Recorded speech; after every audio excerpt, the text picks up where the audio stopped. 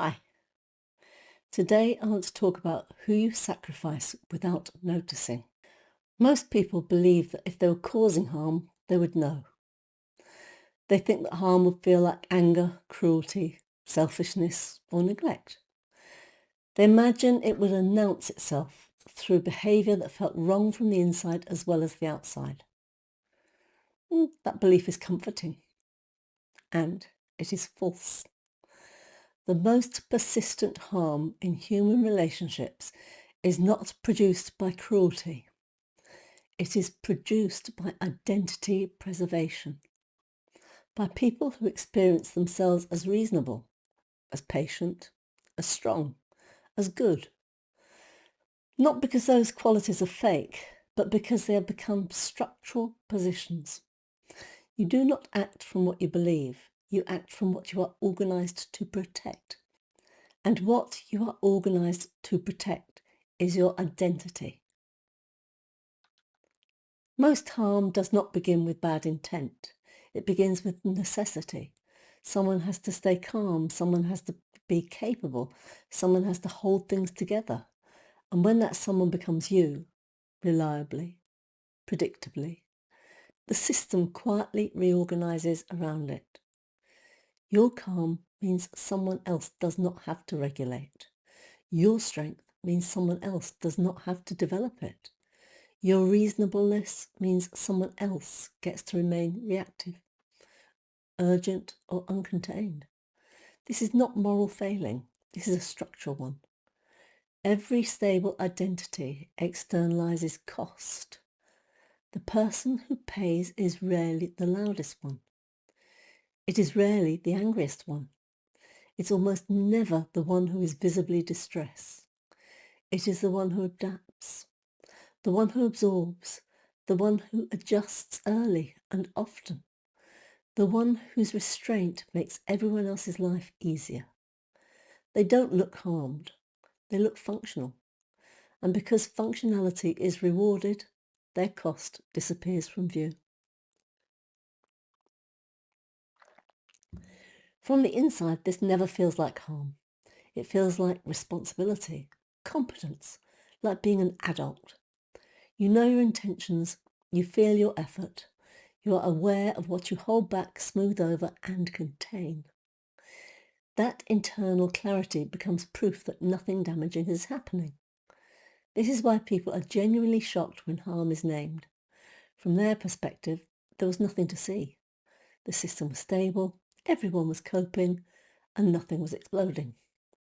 What they cannot see is that stability was being paid for, quietly, relationally, and over time. Every system develops a stabilizer. Often it's what everyone calls the strong one. Strength here is not resilience. It is excess capacity. The strong one regulates emotion faster, tolerates uncertainty longer, absorbs disruption without escalating. Because this reduces friction, it is reinforced. Others lean more. They regulate less. They offload without noticing. Dependence forms quietly. And the strong one rarely experiences this as exploitation. They experience it as usefulness, as being needed, as being the one who can cope. Over time, strength becomes infrastructure. Here is the moment that matters. When the strong one falters, when they're tired, withdrawn, less available, or even break down, the system does not respond with curiosity. It responds with anxiety. Pressure increases, expectations tighten. The person is subtly accused of changing, pulling away, becoming selfish. It's never about how they took the load and how they're no longer capable of taking the load. It's about how they let everybody else down. It happens not because anyone is cruel, but because dependence, once established, defends itself. This is why strong people often collapse late and privately. That cost has been deferred for years. These patterns are not invented in adulthood. They're learned early on. Families depend on them. Families do not organise themselves around fairness. They organise themselves around survival. Every structure is trying to survive. The family, the individual, the state, the world. Children adapt to what keeps the system stable. One becomes the mediator, one becomes the achiever, one becomes the emotional container, one becomes invisible. These roles are rewarded because they work. The family records that equilibrium was restored, not what it cost the child to restore it. By adulthood, this adaptation feels like personality, like it's just how I am. And so the same structure is recreated in relationships, workplaces, friendships. Wherever your capacity is useful, it will be used. So, this is why awareness alone changes nothing. When people see this pattern, anxiety rises. The identity that's organised their life is under threat.